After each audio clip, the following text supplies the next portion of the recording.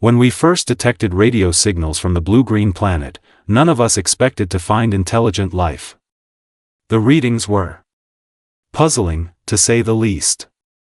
A nitrogen-oxygen atmosphere. Vast oceans of dihydrogen monoxide. Temperature fluctuations from -50 to +50 degrees Celsius. And the radiation levels? By the stars, it seemed impossible anything could survive there. Yet survive they did. No, not just survive, they thrived. These creatures called humans built civilizations on a planet that, by all reasonable scientific standards, should have killed them thousands of times over. Their world teemed with over 8 million species, many of which seemed specifically designed to cause death: microscopic pathogens, venomous reptiles, carnivorous mammals with razored teeth, and even the plants. Some of their vegetation could cause cardiac arrest with a single touch.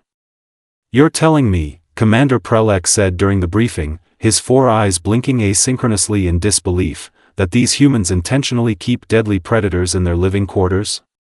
As companions?" "Affirmative," I replied, showing holographic images of these pets, as humans called them. "They form emotional bonds with creatures that could easily tear their throats out." The Galactic Council's decision was unanimous. Earth, classified as a Class 5 death world. Its inhabitants, potentially valuable allies.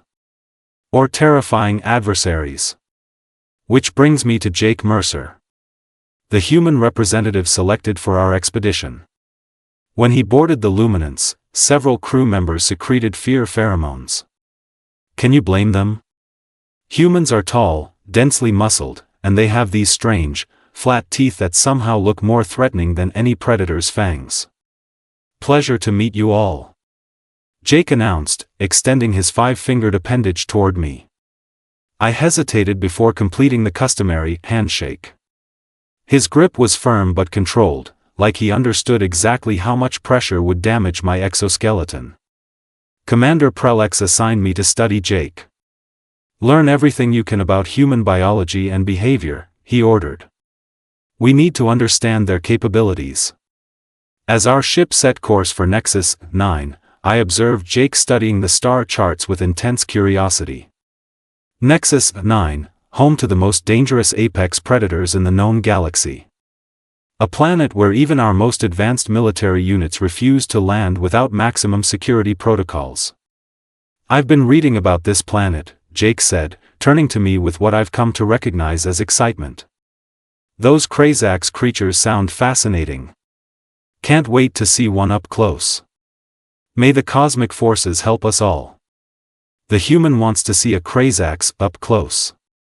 I'm beginning to think that perhaps the most dangerous species on our expedition isn't native to Nexus 9 after all. End log entry, #the Apex Tamer, Part 2. The hunt begins. Log entry 2475.2, xenobiologist Tyx'la of the Galactic research vessel, Luminance.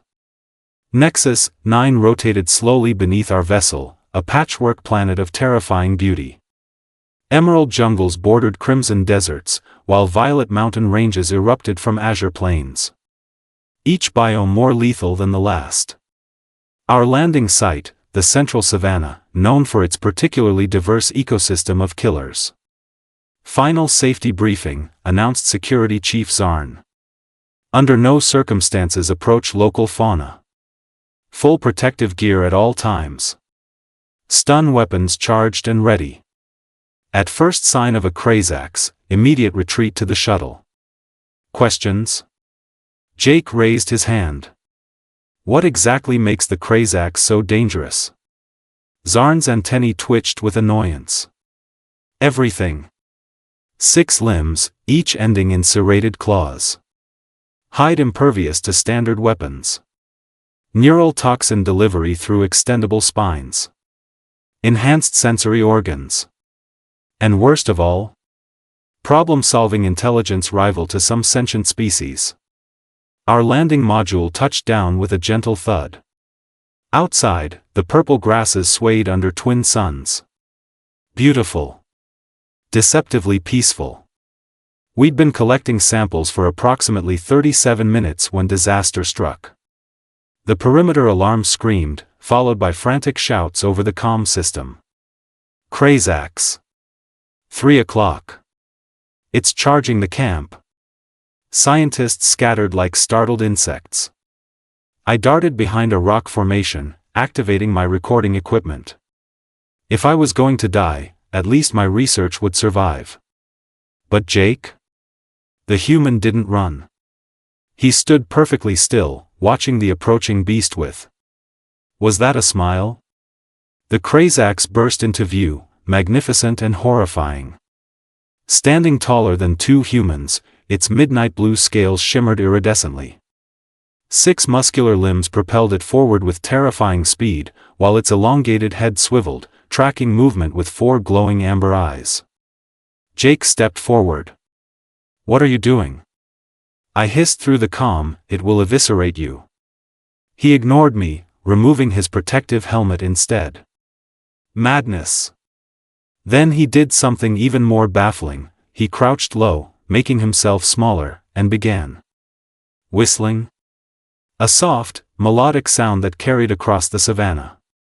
The Krazax stopped charging. Its head tilted, predatory focus momentarily disrupted by curiosity. Jake moved sideways, never directly approaching, maintaining eye contact while continuing that strange whistling.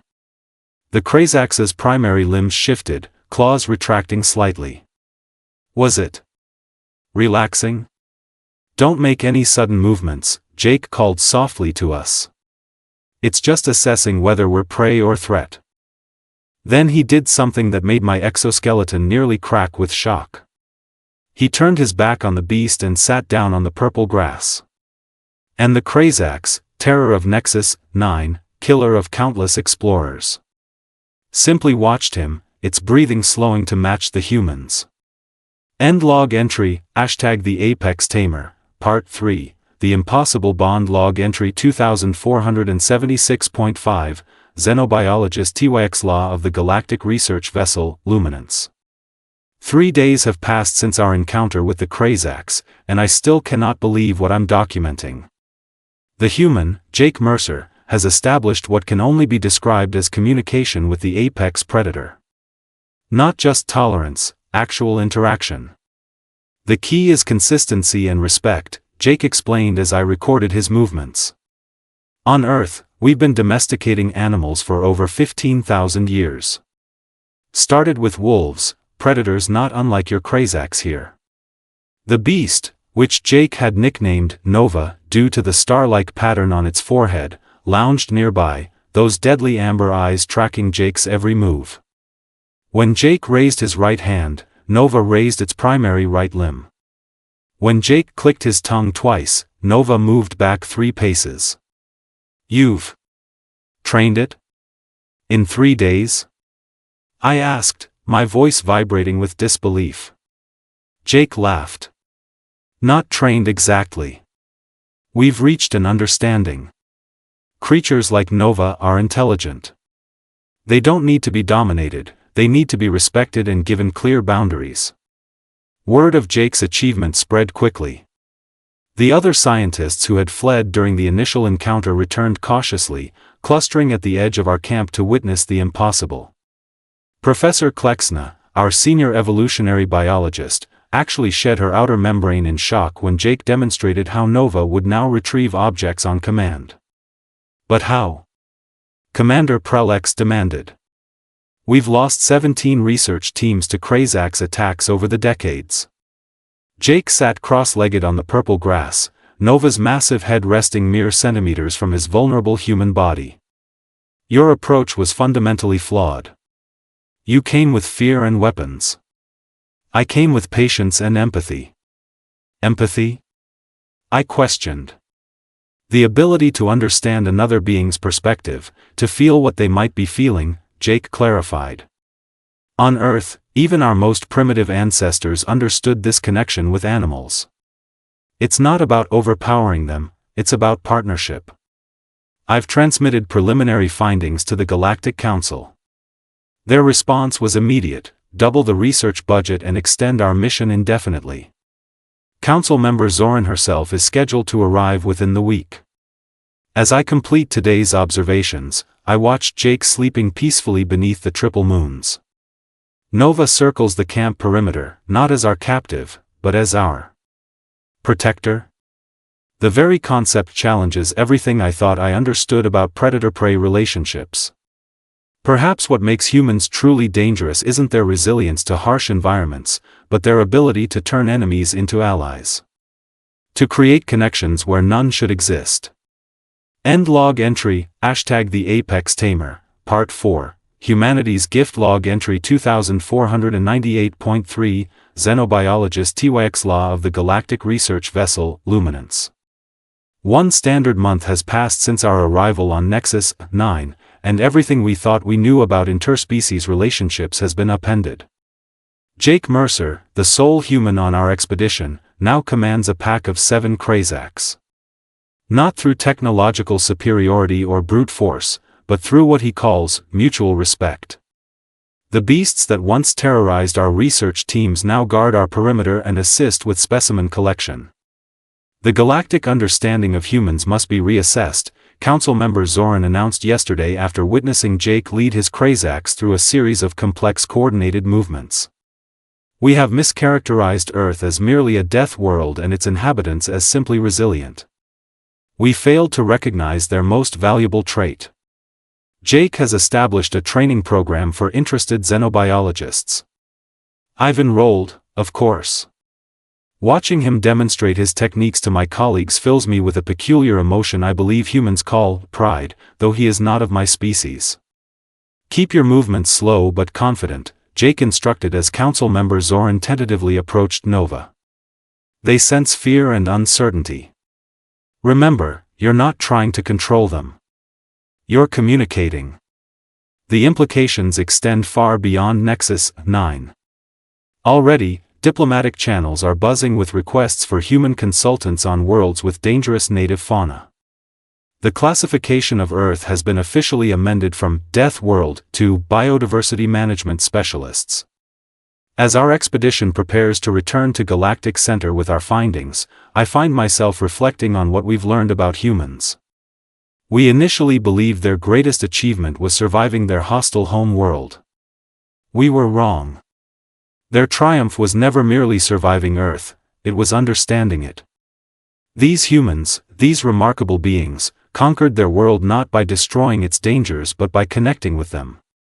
While we developed energy shields and orbital habitats to escape our planetary challenges, humans developed something far more powerful, the ability to turn predators into protectors, threats into allies. In my 12 cycles as a xenobiologist, I've catalogued over 3,000 sentient species across the galaxy. I've documented civilizations with technology that would appear as magic to lesser developed worlds. I've studied beings that can manipulate matter with thought alone. Yet I must now conclude that humans may be the most fascinating species in the galaxy. Not for what they can build or destroy, but for their unique capacity to understand the universe not as something to be conquered, but as something to be befriended. End log entry. End of mission.